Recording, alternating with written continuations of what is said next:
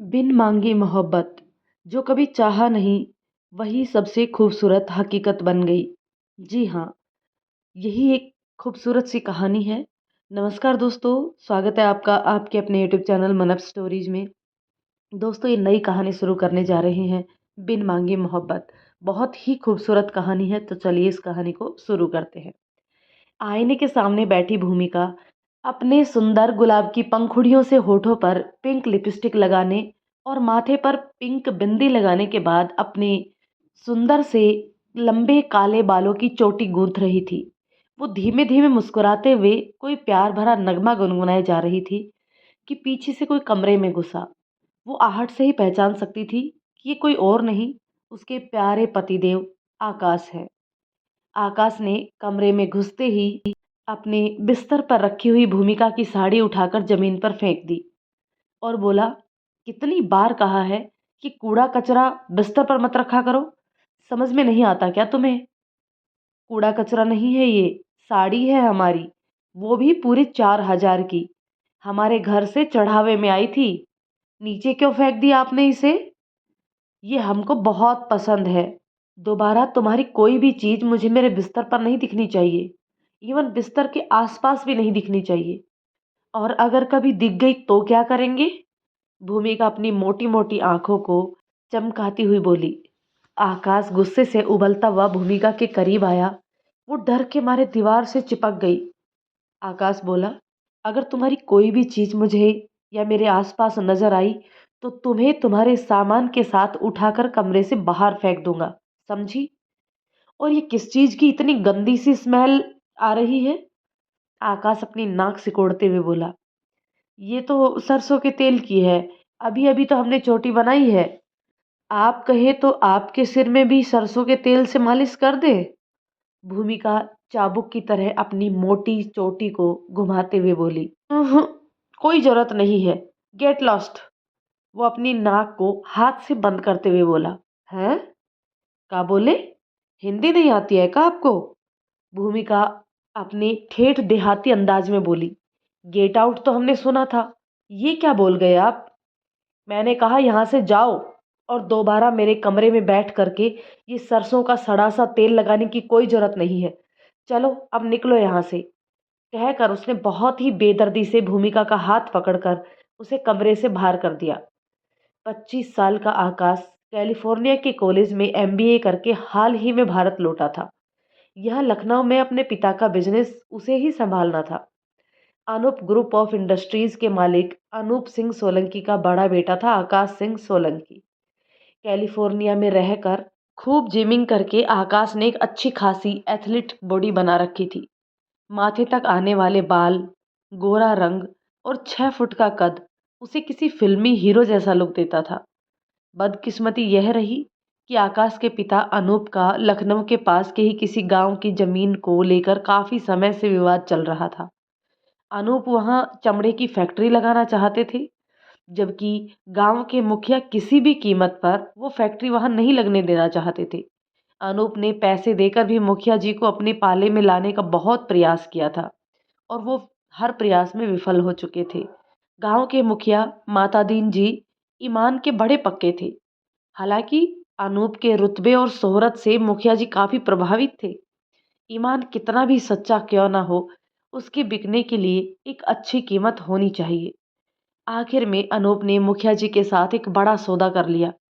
मुखिया जी की इकलौती बिटिया भूमिका की शादी अपने बड़े बेटे आकाश से तय कर दी। अपने बेटे की राय जानने की उन्होंने कोशिश भी नहीं की। आकाश ने जब शादी से मना किया तो उन्होंने उसे धमकी दी कि अगर वो शादी नहीं करेगा तो बिजनेस के साथ साथ उसे पूरी जायदाद से भी बेदखल कर दिया जाएगा।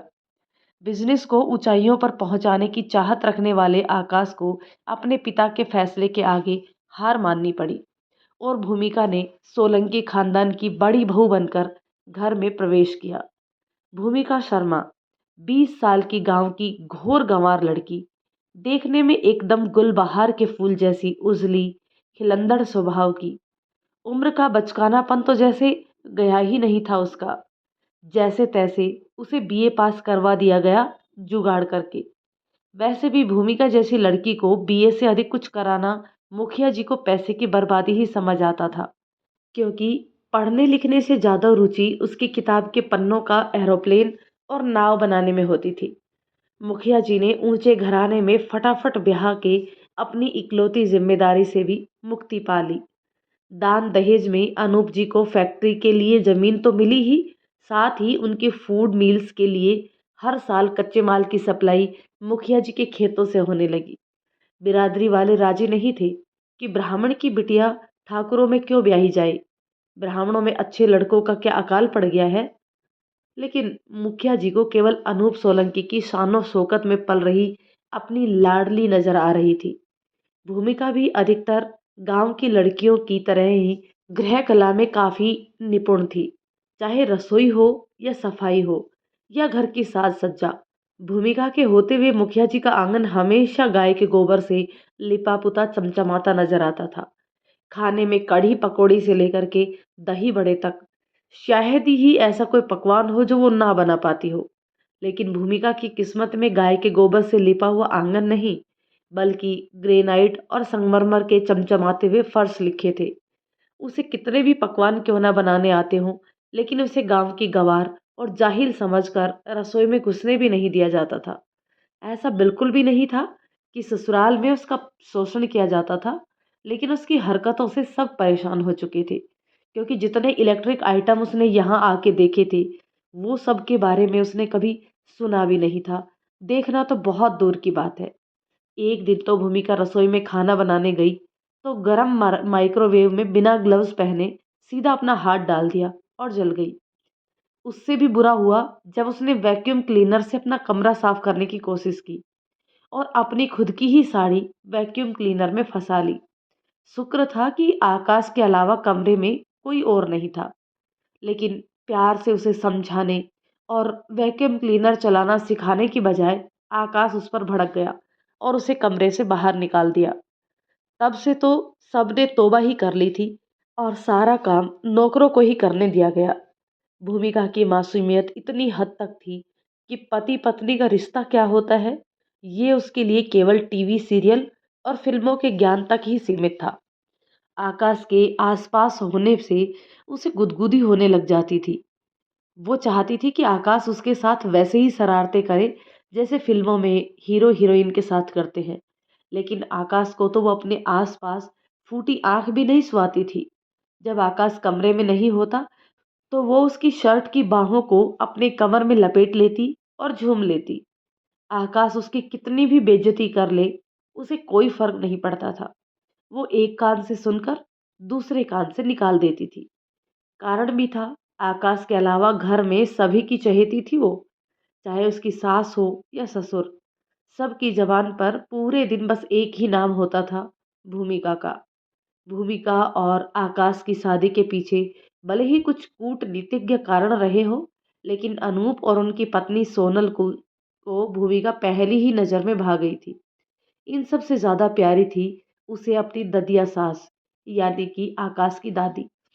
जल्दी ही 80 पार करने वाली, चलने फिरने से लाचार दादी की सेवा के लिए 3 नौकर लगाए गए थे। उनका अलग से कमरा था। भूमिका ने सारे नौकरों को हटाकर उनका सारा काम अपने हाथों में ले लिया था। वैसे भी घर का कोई काम उसे करना नहीं होता था, इसलिए पूरे दिन वो दादी के आगे पीछे लगी रहती। कभी सरसों के तेल से उसके जर्जर हाथ पैरों की मालिश करती, कभी उसके बचे खुचे सफेद बालों की चोटी से रिबन गूंथती, कभी गर्म पानी करके उन्हें अपने हाथों से मल मल कर नहलाती। उनके नाश्ते और खाने के टाइम उन्हें अपने हाथों से खाना खिलाती। दादी अपनी पोत बहू पर वारी जाती थी। कहते हैं कि अपनापन इंसान की हर बीमारी दूर कर देता है। कहाँ तो दादी माँ खुद करवट भी नहीं ले पाती थी, और कहाँ अब खुद बिना सहारे के पलंग पर उठकर बैठ जाती थी। भूमिका दादी की सेवा में कोई कोर कसर नहीं छोड़ती थी, और दादी भी जी भर भर के उसे आशीर्वाद दिया करती थी। दूधो ना हो, पूतो फलो, तुहार सुहाग बना रहे बिटिया। उन्हें क्या पता था कि बेटा और बिटिया होने की तो नौबत ही नहीं आने देता था उनका पोता। घर में उसे अपने देवर के रूप में एक बहुत ही अच्छा सा दोस्त भी मिला था। अमर सिंह सोलंकी, अनूप का छोटा बेटा और आकाश का छोटा भाई। अमर भूमिका का हम उम्र था। इसलिए दोनों में खूब बनती थी। वो भूमिका को भाभी कहने के बजाय उसे नाम से ही बुलाया करता था। घर में इस बात के लिए उसको खूब डांट पड़ती थी, लेकिन उसके कान पर जूं भी नहीं रेंगती। पूरे घर में अगर उसे किसी से डर लगता था तो वो था उसका बड़ा भाई आकाश। अमर शहर के नामी कॉलेज से बीबीए कर रहा था, जिसमें उसकी रुचि भी नहीं थी। उसे तो सिंगर बनना था। गाने गाना उसका शौक था, जिसे वो अपना प्रोफेशन बनाना चाहता था। भूमिका, इधर आओ मेरे पास। अमर भूमिका का हाथ पकड़कर खींचते हुए बोला। अरे अरे रे, रुको तो, क्या काम है बोलो। भूमिका, जो दादी के कमरे में पलंग पर चद्दर बिछा रही थी, गुस्से में बोली। अरे जल्दी आओ, तुम्हें एक चीज दिखानी है। अमर की आंखों में शरारत थी। भूमिका अमर के साथ जैसे ही बाहर आती है, अमर फुर्ती से पहले से घोल कर रखे हुए रंग से भूमिका को ऊपर से नीचे तक सरोबार कर देते हैं। हैप्पी होली भूमिका। अरे वाह, तुम तो एकदम गुलाबी चुड़ैल लग रही हो। भूमिका, जो गुलाबी रंग से रंगी भूत बनी खड़ी है। अच्छा, तुम बच जाओगे क्या? रुको जरा बताती हूँ तुम्हें। यही खड़े रहना, तुम्हें भोले बाबा की कसम। कहती हुई भूमिका रंग की बाल्टी उठाकर अमर की तरफ दौड़ पड़ी। अमर पोर्च की तरफ भागा। भूमिका ने तेजी से रंग की बाल्टी उठाकर उसके ऊपर पलट दी। और ये क्या, अमर तो साफ साफ बचकर निकल गया, जबकि पोर्च में ऑफिस में जाने के लिए तैयार खड़े प्यारे पतिदेव रंग से नहा लिए। भूमिका को तो काटो तो जैसे खून नहीं। बेचारी आंख मूंद कर ऐसे खड़ी हो गई जैसे शेर की पूंछ पर पाँव रखने के बाद कोई नन्हा सा हिरण का बच्चा अपनी मौत के इंतजार में आंखें मूंद लेता है। भूमिका की तरफ पीठ करके खड़ा आकाश किसी से फोन पर बातें कर रहा था। इससे पहले कि वो पलटकर भूमिका को देख पाता, अमर ने आकर भूमिका के हाथों से रंग की बाल्टी छीन ली। भैया, बुरा न मानो, होली है। भूमिका पर बरसने वाले अंगारे अब अमर पर तोप के गोलों की तरह गिर रहे थे। भूमिका सिमटी हुई अपने पति का गुस्सा देखे जा रही थी। आकाश भूमिका को भीगी बिल्ली जैसा चेहरा देखकर समझ गया कि रंग अमर ने नहीं बल्कि भूमिका ने फेंका है, और इसलिए भूमिका का गुस्सा भी अमर पर निकाल निकाल दिया और धड़धड़ाते हुए अपने कमरे में चला गया। भूमिका बेचारी अमर को लाचार निगाहों से देख रही थी। शुक्रिया मेरी आफत अपने सिर पर लेने के लिए। भूमिका अपना सा मुंह लेकर लिपि पुती अपने कमरे में नहाने चली गई। बाथरूम में आकाश था, जो रगड़ रगड़ कर खुद पर गिरे रंग को छुड़ा रहा था। वो सिर्फ एक तौलिए में बाथरूम से बाहर निकला। सामने जमीन पर भूमिका बैठी हुई थी, बाथरूम खाली होने का इंतजार कर रही थी। आकाश को बिना कपड़ों में देख भूमिका ने अपनी नजरें झुका ली। आकाश को कुछ फर्क नहीं पड़ा। वो वैसा ही सड़ा सा मुंह बनाए हुए अपनी वार्डरोब से कपड़े निकालने लगा। भूमिका ने चोर निगाहों से आकाश को घूरना शुरू किया। आकाश के गोरे बदन पर पानी की बूंदें उसे और भी अधिक आकर्षक बना रही थी। हाय, कितने खूबसूरत लग रहे हैं आप एकदम सांवरिया फिल्म के रणवीर कपूर जैसे। बस जरा गुस्सा कम किया करिए। वो मुस्कुराते हुए आकाश को देखे जा रही थी। उसे अपनी तरफ घूरता देख आकाश बोल पड़ा। नहाने क्यों नहीं जाती? एक तो वैसे ही सारा फ्लोर गंदा कर दिया तुमने। नहा कर इसे तुरंत साफ करो। फिर उसे कुछ याद आया और उसने भूमिका से कहा, रहने दो देवी जी, तुम मत साफ करना, मैं किसी नौकर को बोल दूंगा। भूमिका चुपचाप उठकर नहाने चली गई। आज होली थी। भूमिका ने अपनी सासू माँ की मान मनोवल करके गुंजिया बनाने की परमिशन ले ली थी, लेकिन साथ में शर्त थी कि वो सब कुछ सिर्फ नौकरों की देखरेख में ही करेगी। भूमिका खुशी से उछल पड़ी। उसकी अपने ससुराल में ये पहली होली थी। भूमिका के मायके से भर भर के शगुन भेजा गया था। ढेर सारी गुंजिया, मिठाई, गाय के दूध का बना शुद्ध खोया, देसी घी, सूखे मेवे और तमाम सामान था। घर के हर इंसान के लिए कुछ ना कुछ तोहफे थे। भूमिका का परिवार भले ही गांव का था, लेकिन बहुत समृद्ध और पैसे वाला था। गांव में उनकी 3 दूध की डेयरियां थी, अपनी आटा चक्की थी, करीब 50 गायें और उतनी ही भैंसें थी। लखनऊ शहर में मुखिया जी की पशुओं को चराने के लिए चारे की दुकान थी। खेत खलियान तो थे ही, इसके अलावा काफी पुश्तैनी जायदाद भी थी, सो अलग। गांव में मुखिया जी का रुतबा तो था। भूमिका ने बड़े मन से गुंजिया बनानी शुरू की। अपने मायके की रसोई में निडरता से फुदकती घूमती भूमिका यहाँ मॉड्यूलर किचन में हर चीज को होले से छू रही थी कि कहीं फिर से उससे कोई गलती ना हो जाए। नौकर उसे जैसा बताते थे वो वैसा ही कर रही थी। यहाँ सामान तो सब वही था, लेकिन उपकरण आधुनिक थे जिसमें कुछ तो भूमिका ने कभी देखे ही नहीं थे। वो किताबी ज्ञान में भले ही कच्ची थी, लेकिन सीखने में माहिर थी। नौकर जिस चीज को एक बार चलाना बता देते थे, वो उसे अच्छे से ध्यान रखती थी। कुछ ही देर में उसने कई सारे पकवान बना डाले, फिर वहीं पसर कर जमीन पर बैठ गई। अम्मा कितना याद कर रही होगी हमें। हमसे तो किसी ने पूछा तक नहीं मायके जाने के लिए। बेचारी अकेली ही सब बनाई होगी। सोचते सोचते प्यारी सी आंखों से झिलमिलाते हुए दो मोती उसके गुलाबी गालों पर लुढ़क गए। लाख वारे न्यारे हो ससुराल में, पर मायका तो मायका ही होता है आखिर। और किसी त्योहार पर मायके की याद ना आए, ये कभी हो सकता है भला? तब तक नवाबजादे अमर ने रसोई में प्रवेश किया। अमर, आहा, क्या खुशबू है! क्या बना है, जरा देखे तो। कहते हुए उसने गर्मा गर्म गुंजियाओं का भोग लगाना शुरू कर दिया। अमर इस बात से अनजान था कि ये सब भूमिका ने बनाया था।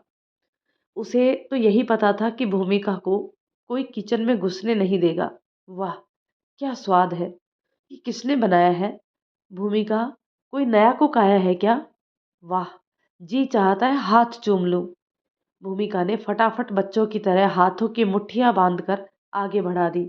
अमर उसे देखकर हंसने लगा। अमर, अब ये मत कहना कि तुमने बनाया है।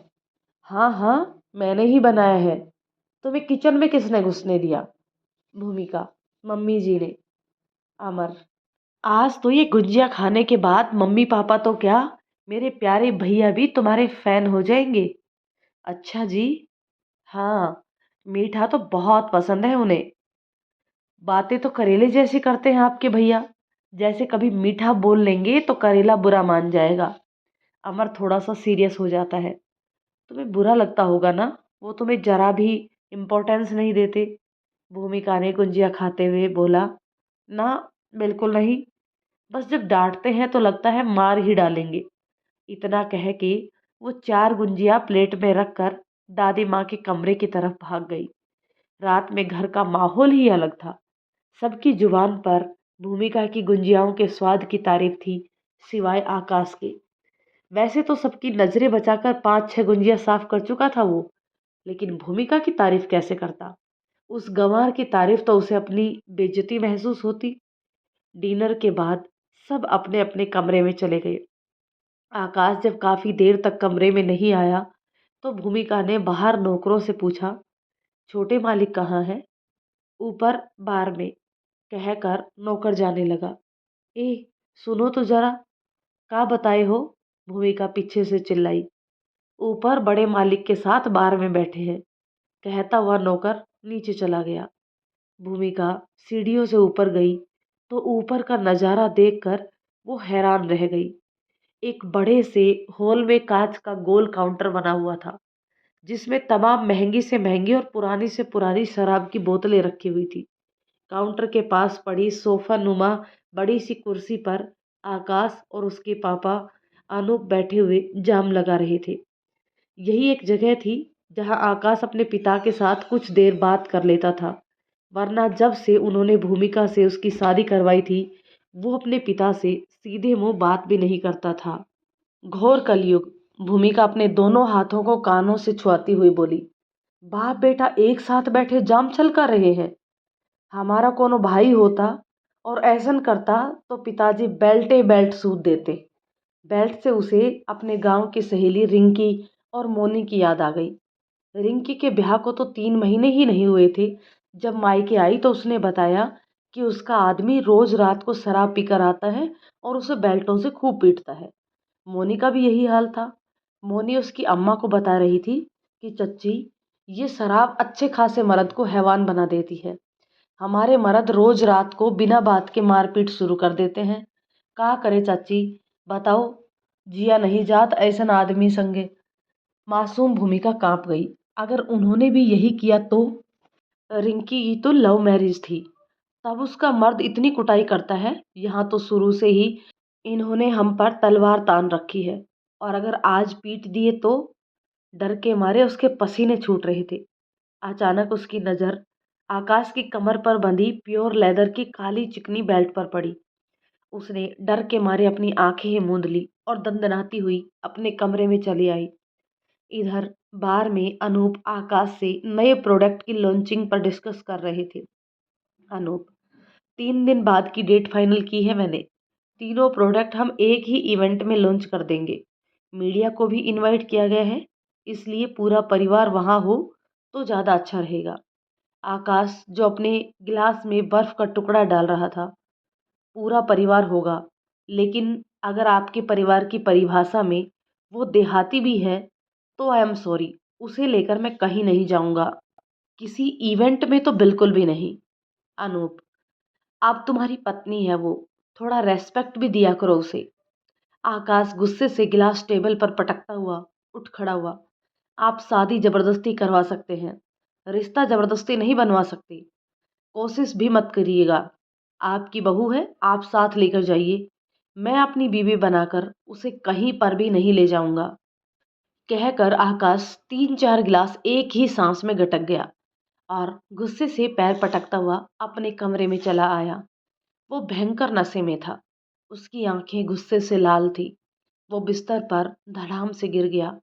तभी उसकी नज़र सामने सोफे पर गई। उसकी आंखें सही से खुल भी नहीं पा रही थी। उसे लगा सामने सोफे पर कपड़ों का पहाड़ सा लगा हुआ है। ये औरत क्या क्या करती रहती है मेरे कमरे में रहकर। इतनी बेतरतीब तरीके से कपड़े सोफे पर फैला रखे हैं और जरा भी चिंता नहीं है इसे। वो धीरे से उठा और लड़खड़ाता हुआ सोफे की ओर बढ़ने लगा। उसे लगा कपड़ों का ढेर हिल रहा है। वो गौर से देखने लगा और एक एक कपड़ा हटाने लगा। आखिर में एक मोटी सी ब्लैंकेट उसने जोर से खींची तो अंदर डर से कांप रही भूमिका बैठी हुई थी। तुम? आकाश आंखें खोलकर उसे देखने की कोशिश कर रहा था। भूमिका ने आव देखा ना ताव जल्दी से कूदकर उसकी पैंट में बंधी बेल्ट खोलने लगी। आकाश की आंखें, जो अभी तक खुल ही नहीं रही थी, एकदम से बड़ी बड़ी सी हो गई। ए ए, क्या कर रही हो तुम? बोलो, छोड़ो मेरी पैंट। नशे में मेरा फायदा उठाना चाहती हो ताकि बाद में मुझे ब्लैकमेल कर सको? उसकी बातों को अनसुना करते हुए भूमिका का पूरा ध्यान उसकी कमर से बेल्ट खींचने में था।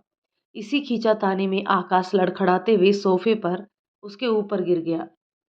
उसका चेहरा एक दूसरे से इतना करीब था कि पहली बार ना चाहते हुए भी उसकी आंखें भूमिका की आंखों से टकरा गई। 2 मिनट के लिए आकाश मानो उसकी झिलमिलाती आंखों की गहराइयों में खो सा गया, लेकिन भूमिका का पूरा ध्यान अपने मिशन पर था। इतनी देर में उसने आकाश की बेल्ट उसकी कमर से निकालकर सोफे की दरार में घुसा दी और उसे देखकर अपनी काली घनी पलकें जल्दी जल्दी झपकाने लगी। आकाश को वक्त मिल गया उसके जादू भरे काले नैनों के माया जाल से मुक्त होने में। आप मुझे मारेंगे ना? नहीं। आकाश अभी भी हिप्नोटाइज था। तो शराब क्यों पी फिर? ताकि उस दर्द को कम कर सकूं जो तुमसे जबरदस्ती शादी करवाकर मेरे माँ बाप ने मुझे दिया है। आकाश की आंखों में आंसू आ गए। वो सोफे से उठा और बेड की तरफ बढ़ते हुए बड़बड़ाने लगा। उन्हें क्या लगता है, तुम्हें जबरदस्ती मेरे गले बांध कर उन्होंने अपनी जिद पूरी कर ली? वो जीत गए? ना, बिल्कुल नहीं। मैं कभी तुम्हें अपनाऊंगा ही नहीं। मैं तुम्हें जीतने नहीं दूंगा। अगर शादी करवाना उनकी जिद थी तो ये मेरी जिद है। कहकर वो धड़ाम से बेड पर गिर गया और सो गया। 3 दिन बाद पूरा परिवार शाम की प्रोडक्ट लॉन्च इवेंट के लिए तैयार हो रहा था। अनूप और सोनल भी अपने कमरे में तैयार हो रहे थे। अनूप, भूमिका के लिए कपड़े और ज्वेलरी वगैरह उसे दे दो जो वो आज शाम पहनेगी। सोनल, जो अपनी वार्डरोब से साड़ी सेलेक्ट कर रही थी, थोड़ा गंभीर हो गई। सोनल, आपको लगता है आपका लाडला उसे अपने साथ ले जाएगा? सोनल की बात सुनकर अनूप अपना सिर झुकाकर बिस्तर पर बैठ गया। कभी कभी लगता है मैंने अपनी जिद में उस बच्चे के साथ बहुत गलत कर डाला। मुझे लगा था एक ना एक दिन आकाश उसे अपना ही लेगा। सोनल अनूप के कंधे पर हाथ रखकर बैठ गई। सोनल, नहीं अनूप, आपने कुछ भी गलत नहीं किया। पहले मुझे भी वो पसंद नहीं थी, लेकिन भूमिका के घर में आने के बाद से मुझे लगने लगा कि आकाश को उससे प्यारी जीवन साथी कभी नहीं मिल सकती थी। और इस बात को आपका लाडला जल्द ही समझ जाएगा। पता नहीं उस मासूम पर क्या बीतती होगी जब ये उसके साथ ऐसा व्यवहार करता होगा। सोनल ने अनूप का हाथ पकड़ते हुए कहा, कुछ भी नहीं सोचिए, हम हैं ना अपनी बहू को प्यार देने के लिए। सोनल ने एक ब्यूटी पार्लर में कॉल करके एक असिस्टेंट को बुलवाया और उसे भूमिका को तैयार करने के लिए कहा। शाम को सभी तैयार होकर भूमिका का ही वेट कर रहे थे। आकाश ऑफिस से आने ही वाला था। पार्लर वाली भूमिका को लेकर उतरी। पर्पल और वाइट कलर वाली सिंपल सी ऑर्गेंजा साड़ी में बालों का सुंदर सा जोड़ा बनाए भूमिका ने गले में अपनी सासू माँ का दिया हुआ पतला सा डायमंड नेकलेस पहना था। कानों में मैचिंग के छोटे छोटे ईयर रिंग्स थे और हाथों में डायमंड के जड़ाऊ कंगन। चेहरे पर बहुत ही मामूली सा मेकअप था। मांग में लाल सिंदूर और माथे पर चमकती पर्पल बिंदी। भूमिका अब सचमुच किसी हाई सोसाइटी की वेल मेंटेन हाउसवाइफ लग रही थी। उसे कोई देहाती नहीं कह सकता था, बशर्ते वो अपना मुंह न खोले तो। सोनल तो उतरते ही भूमिका की बलैया लेने लगी और अपने काजल से उसके गले के पीछे टीका भी लगा दिया। भूमिका इतनी सुंदर लग रही थी कि एक बार अमर की नज़र भी उस पर टिक कर रह गई, लेकिन उसने अपना सर झटका और फिर उसे छेड़ना शुरू कर दिया। आज तो किसी का कत्ल होने वाला है, उसने भूमिका को आंख मारते हुए कहा। दोस्तों, कहानी के इस पार्ट को यहीं रोकते हैं। मिलते हैं कहानी के एक और पार्ट में। तब तक ये कहानी आपको कैसी लग रही है कमेंट करके ज़रूर बताइएगा। यदि कहानी पसंद आती है तो इसे लाइक और शेयर कर दीजिए। और यदि आप चैनल पर नए हैं तो प्लीज़ रिक्वेस्ट है चैनल को सब्सक्राइब ज़रूर कर लीजिए, क्योंकि ऐसी ही खूबसूरत कहानियाँ इस चैनल पर आपको मिलती रहती हैं। तो चलिए मिलते हैं कहानी के नेक्स्ट पार्ट में। तब तक के लिए शुक्रिया।